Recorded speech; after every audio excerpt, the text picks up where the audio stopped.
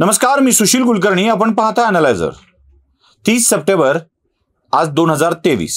1993 हे साल आठवा.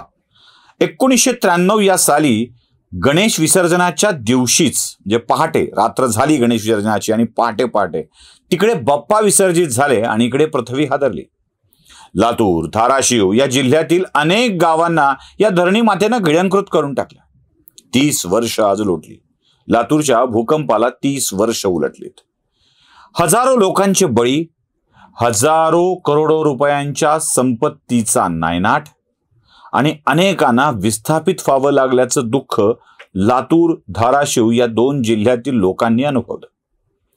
या काळामध्ये राज्याच्या सरकारने खूप उत्तम काम केलं असा दावा केला गेला आणि शरद पवारांना डिझास्टर मॅनेजमेंटचे गुरु अशी उपाधी देखील बहाल केली. पुढे अटल बिहारी वाजपेयी यांनी आपल्या सरकारच्या काळामध्ये आपत्ती व्यवस्थापनाच्या राष्ट्रीय समितीचं अध्यक्षपद शरद पवारांना बहाल करून टाकलं. आता राष्ट्रीय आपत्ती व्यवस्थापनाचं अध्यक्षपद बहाल केल्यामुळं शरद पवारांच्या आपत्ती व्यवस्थापनाच्या गुणाचं कौतुक होऊ लागलं. आज किल्लारीमध्ये एक कार्यक्रम होऊन गेलाय. आतापर्यंत एव्हाना तोच झाला असेल तुम्ही हा व्हिडिओ बघेपर्यंत.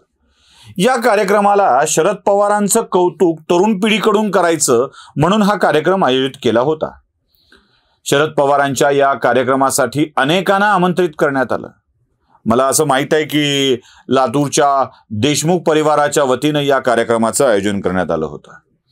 सांगितलं गेलंय की ग्रामस्थांनीच या कार्यक्रमाचं आयोजन केलेलं आहे. जे काय असेल ते असो, कोणीही करो. देशमुख या कार्यक्रमाला हजर राहणार आहेत. म्हणजे दिलीपराव देशमुख, अमित देशमुख आणि शरद पवारांचा गौरव करणार आहेत. मला हे पुस्तक आपल्या समोर दाखवायचं आहे. या पुस्तकामध्ये काय गंमत आहे बघा, काय गडबड आहे बघा. हे पुस्तक आहे लोक माझे सांगाती. माझ्याकडे असलेली आवृत्ती जुनी आहे.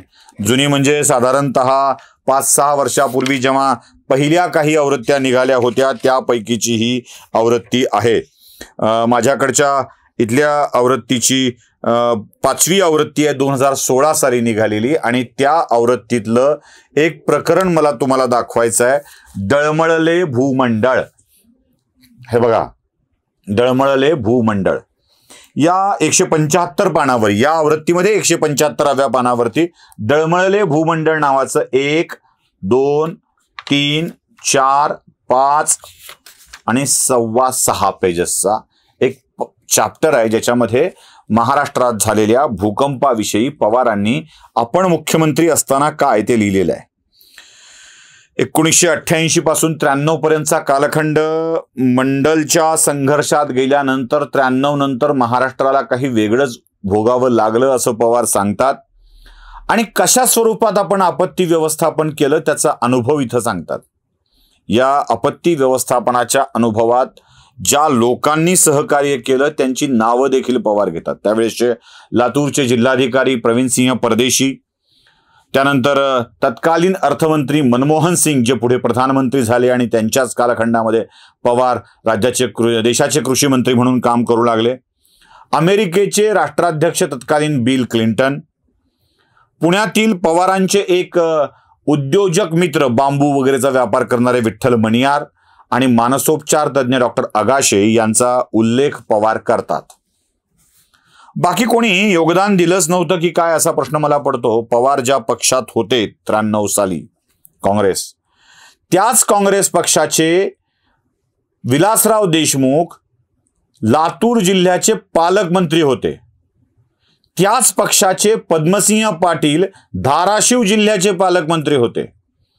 त्याच पक्षाचे शिवाजीराव पाटील निलंगेकर माजी मुख्यमंत्री होते. त्याच पक्षाचे केंद्रात मंत्रिपद भोगणारे लोकसभेचे सभापती अध्यक्ष राहिलेले शिवराज पाटील चाकूरकर तिथले होते. शिवराज पाटील चाकूरकर, शिवाजीराव पाटील निलंगेकर, विलासराव देशमुख, पद्मसिंह पाटील या आपल्याच पक्षाच्या नेत्याचं एकदाही नाव या चॅप्टरमध्ये शरद पवारांना घ्यावं वाटत नाही. पालकमंत्री असलेल्या विलासरावांचं नाव घेतलं जात नाही. आणि दिलीपराव लातूरकरांच्या मनाचा मोठेपणा बघा आणि दिलीपराव देशमुख, विलासरावांचे धाकटे बंधू, विलासरावांचे सुपुत्र अमित विलासराव देशमुख, धाकटे सुपुत्र धीरज विलासराव देशमुख शरद पवारांचं कौतुक करायला निघून जातात. आणि या कार्यक्रमात सर्वपक्षीय दाखविण्यासाठी 2-3 नेते भाषण करणार, भाजपच्या आमदारांना बोलावलं जाणार आणि सांगितलं जाणार की तुम्ही फक्त या, बोलू नका, आणि पवारांचं कौतुक करून घेतलं जाणार. मित्रो, मला तुम्हाला काही गोष्टी दाखवायच्या आहेत. आता तुम्ही छायाचित्र बघायला सुरुवात करताय.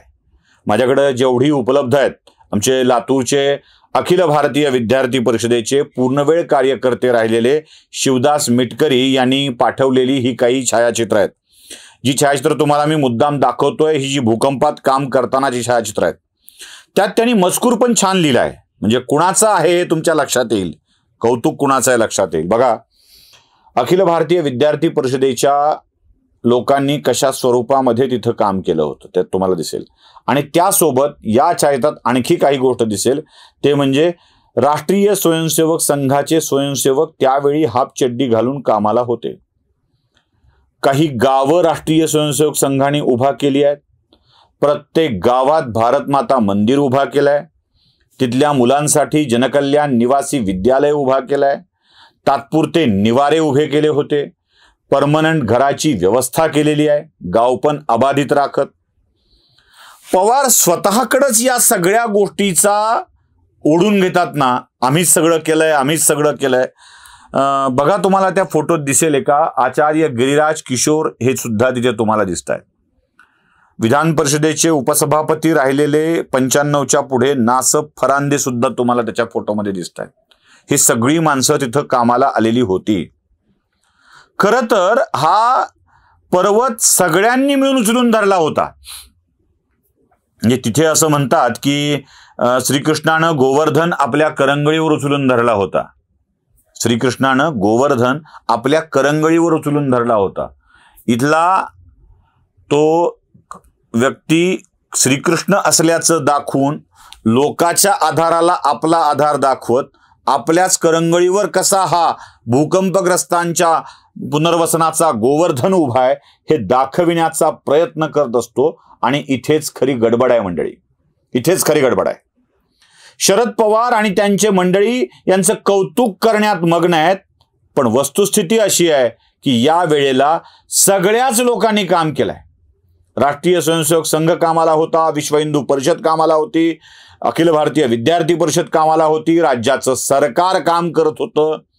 आणि माहीत असेल तर या काळात सरकारी अधिकारी निलंबित झाले होते. काही जणांनी कोर्ट मारला, काही जणांनी काही मारलं म्हणून निलंबित झालेले होते. सरकार करत होतं, पक्ष करत होते, संघटना काम करत होत्या. अगदी डाव्या उजव्या विचारांच्या संघटनांनी झोकून दिलेलं होतं. आणि म्हणूनच हा पुनर्वसनाचा गोवर्धन लिलया तरुण धरल्या गेला. यात मुख्यमंत्री पवार होते, एवढंच ते काय. आता 30 वर्षानंतर किल्लारीतल्या लोकांच्या हाताने सत्कार करून घेऊन पवारांचा जय जयकार करताना भाजपच्या लोकांनी, अन्य पक्षाच्या लोकांनी तिथे बोलूही नये याची व्यवस्था करताना त्याचं श्रेय पूर्ण पवारांना मिळालं पाहिजे याची व्यवस्था केली जाते आहे. तसं झालं तर लातूर जिल्ह्यातल्या देशमुखांच्या राजकारणाची अवस्था काय होईल हे तरी कळतंय का? मला अशी माहिती आहे की तिथले भारतीय जनता पक्षाचे दोन्ही आमदार संभाजी पाटील निलंगेकर आणि अभिमन्यू पवार त्या कार्यक्रमाला गेलेले नाहीत. त्यांना कळलंय आधीच काय होणार आहे ते. अहो, ज्या देशमुखांना श्रेय द्यायला 25 वर्षानंतर पवारांनी नकार दिला, त्यांच्याबाबत तुम्ही जाऊन कृतज्ञतेची भावना व्यक्त करता आहात. आश्चर्य आहे. फक्त एवढंच की या सगळ्याचा श्रेय घेत असताना किमान पक्षी भूकंपात मेलेल्या लोकांच्या भावनांचा तरी विचार करायला हवा होता. इतकंच. नमस्कार.